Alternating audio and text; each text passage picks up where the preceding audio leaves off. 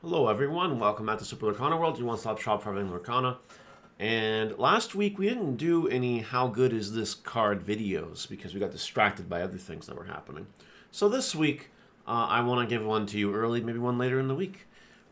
We have been testing set 2, me and my buddies, because we basically, set 1 is solved, and set 1 is almost over anyway.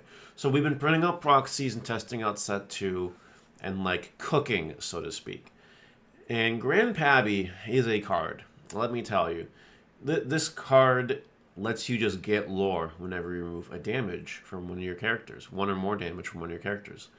It's a 7 cost, 3/6, questing for 3, beast, the oldest and the wisest beast. Cost 7, but can't be inked. Okay, it's a good boss monster. How good is it? Well, that's what this video is going to talk about. How do you think this card fares up in the oh my gosh, Digimon Talk, in the set 2 meta? Let me know in the comments what you think. And I'm just going to give you some stuff for you to think about. Keep in mind that we still don't know everything in set 2. There could be cards that completely break this card open. We don't know yet. The way set 2 is looking, there might be something. Because set 2 seems to be about really powerful combo execution, not like set 1. When you have things like Madam Mim bouncing things back to your hand to redo them, blah, blah, blah. It's crazy. Or when you have things like Legendary Beast able to turn itself sideways 5 times a turn. That's pretty nuts. So that kind of stuff doesn't exist in set 1. And the power is creeping. I'm telling you, it is creeping. I think this card is a softer example of that. Unless we get something crazy announced. So anyway, let's start with some of the cards that immediately come to mind, right? You got the coconut basket. Remember when we didn't know everything in the first set with like 60-something cards, and it was coconut meta? This item, whenever you play a character, remove it to 2 damage from chosen character. You're basically playing bodies, and then you're healing, which means you get lore from the hippo, or the Grand PABBIE, whatever it is. I don't know. I don't even know what this is. I have no idea what Grand PABBIE is supposed to be. I don't know why I said hippo. Kind of gives me hippo vibes. But yeah. What's nice is it's a Sapphire card, so you don't have to pick an ink yet to combo this with. You just throw it in your Grand PABBIE deck, and then playing and reap the benefits. Really good card. We're going to talk about how to get damage on your stuff later. We are going to talk about that. That's obviously a very big point to this card. You need to be able to get things damaged in order for you to get the value off this card. So it is a bit of a holding back of sorts. I don't think it's a big deal. But Coconut's saving grace. Good card. All right. Let's talk about the Rapunzels. If you want to pair Sapphire and Amber together, you can definitely go this route. Where you can, whenever you heal whenever you remove 1 more damage from one of your characters, you may draw a card. Wow. That's pretty crazy, huh? So, by having both of these guys on the board, you can get lore and draw. Seems pretty cool. I will tell you that we have a Sapphire Amber deck built. That's what we have built right now in proxies. And it's crazy. It's pretty good, I'll tell you. You can obviously combo this with the regular Rapunzel as well, the one that's crazy. And draw a card for each card removed, and then you get 2 lore. Pretty good. Rapunzel's a very, very, very strong card, obviously.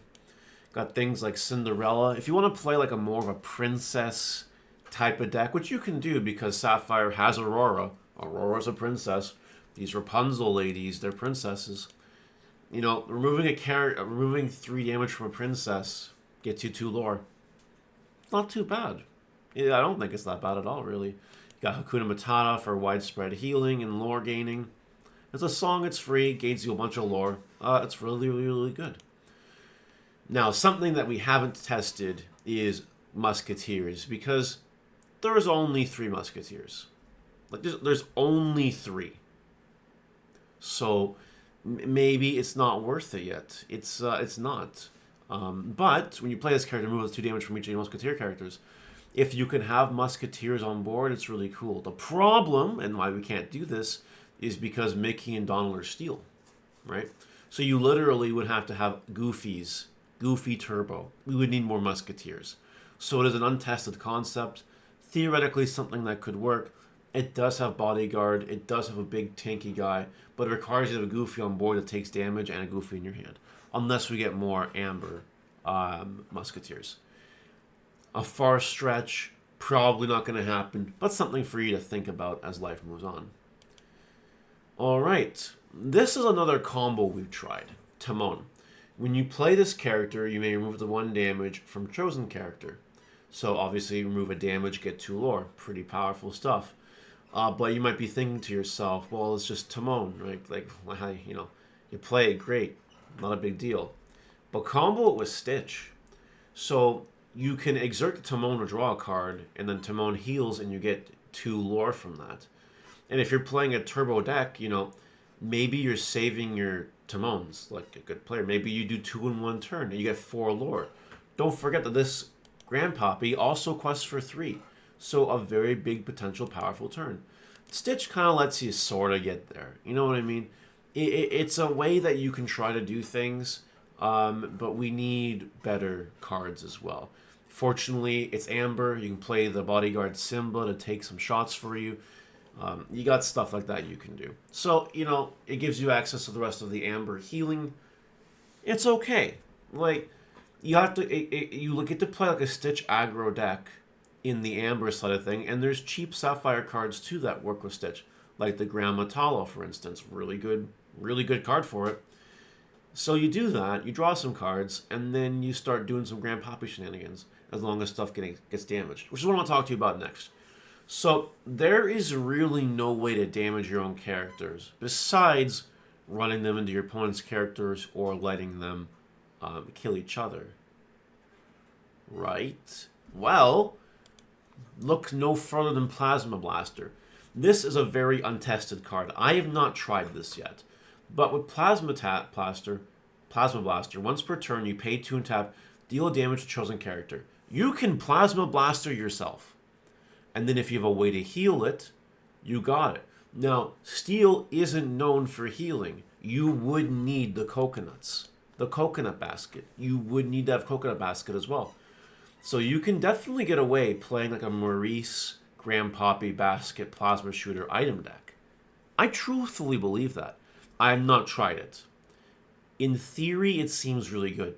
Because it solves the problem, right?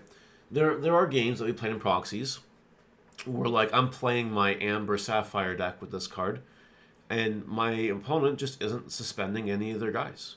They're just playing control. They're playing conservatively. Well, if you can't attack into things, how are you going to damage yourself in Amber Sapphire? You can't. That's the answer. You can't do it. But Plasma Blaster takes that direction differently. It says, yeah, you can actually hurt yourself. And then all you need is your coconuts and you can heal. So it's a really interesting combo that I want to test. It's on the testing docket. And I want to see how it does. I think it could work. I have a feeling it'll work.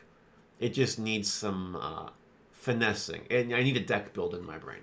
And the last card I want to talk about today is just Dinglehopper.